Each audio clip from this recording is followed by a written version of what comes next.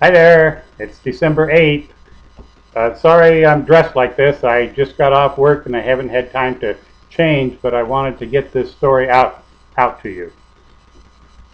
Okay, tonight I'm going to read the story called The Tree That Didn't Get Trimmed.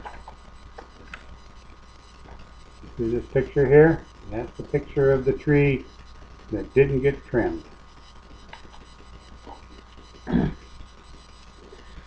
All young fir trees dream of being Christmas trees. With that vision of merriment before them, they endure the sharp sting of the axe and the long hours pressed together on a freight car or a semi-truck. But every Christmas, there are more trees cut down than are needed. And that is the story that no one has ever thought to put down before. The tree in this story should never have been cut.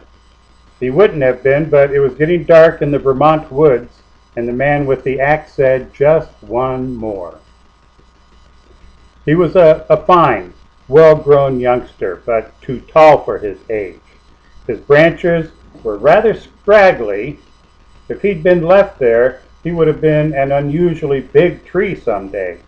But now he was in the awkward age, and he didn't have a tapering shape and the thick, even foliage that people like on their Christmas trees. Worse still, instead of running up to a straight, clean spire, his tip was a bit lopsided with a fork in it. But he didn't know this as he stood with many others leaning against the side wall of the grocer's shop. In those cold December days, he was very happy, thinking of the pleasures to come. He had heard of the delights of Christmas Eve, the setting up of the trees, the tinsel balls, the colored toys and stars, peppermint canes, and birds with spun-glass tails. "Oh, I shall be very grand," he said.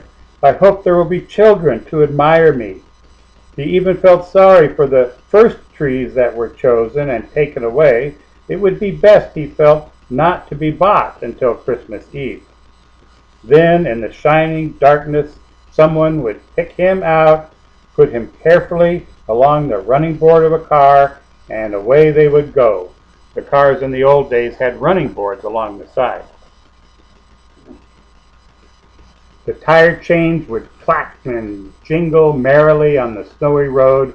He imagined a big house with a fire glowing in the hearth, the hushed rustle of wrapping paper and parcels being unpacked, and someone would say, "Oh, what a beautiful tree!" How erect and stiff he would brace himself in his iron tripod stand. But day after day went by one, the other trees were taken, and he began to grow troubled. For everyone who looked at him had an unkind word. "Too tall," "too skimpy," or "that top will never do." The grocer pushed him back carelessly, and he toppled over and fell alongside the wall. No one bothered to pick him up. He was almost glad, for now his pride would be spared. Now it was Christmas Eve. It was a foggy evening with a drizzling rain, and the alley alongside the store was thick with trampled slush. And as he lay there among the broken boxes and the fallen scraps of holly, strange thoughts came to him.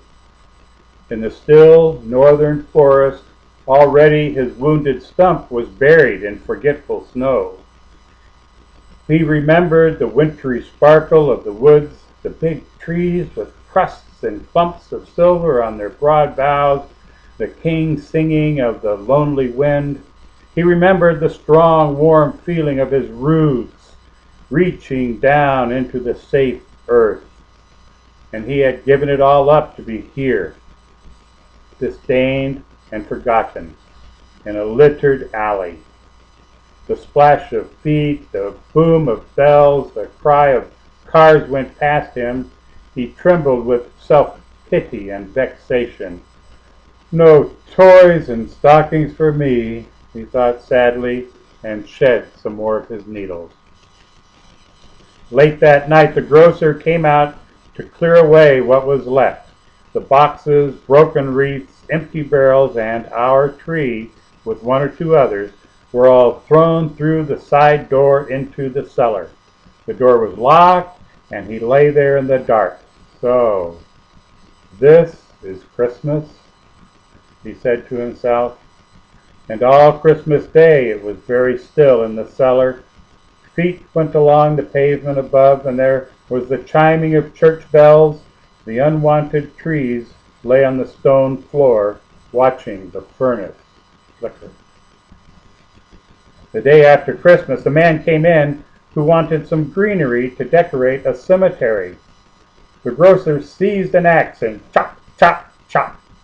The sweet-smelling branches of the leftover trees were carried away.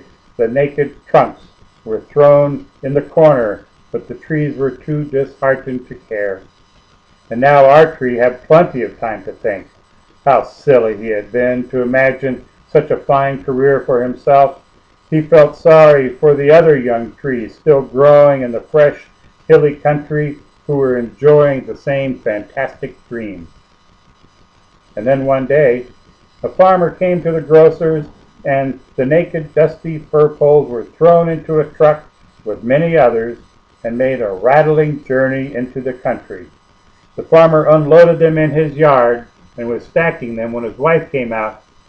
"There," she said, "that's just what I need. A nice long pole with a fork in it. Jim, put that one over there to hold up the clothesline." It was the first time anyone had praised the tree, and his dried-up heart swelled with the tingle of forgotten sap. They put him near one end of the clothesline with his stump close to the flower bed. It was a wash day, and soon the farmer's wife began bringing out wet garments to swing and freshen in the clean, bright air. The very first thing she hung near the top of the Christmas pole was a cluster of children's stockings. Our tree was so cheerful, watching the stockings and the other bright little clothes plumped out in the wind, that he didn't notice what was going on below him. A vine had caught hold of his trunk and was steadily twisting upward. And one morning, when the farmer's wife came out intending to shift him, she stopped and exclaimed, "Why, I mustn't move this pole. The morning glory has run right up it." And so it had, and our bare pole was blue and green with color. Something nice, the old firs believe, always happens to the trees that don't get trimmed. They even believe that someday one of the Christmas tree poles will be the starting point for another magic beanstalk, a magic beanstalk that killed the giant. And when that happens, fairy tales will begin all over again. I like that story. All right. See you tomorrow.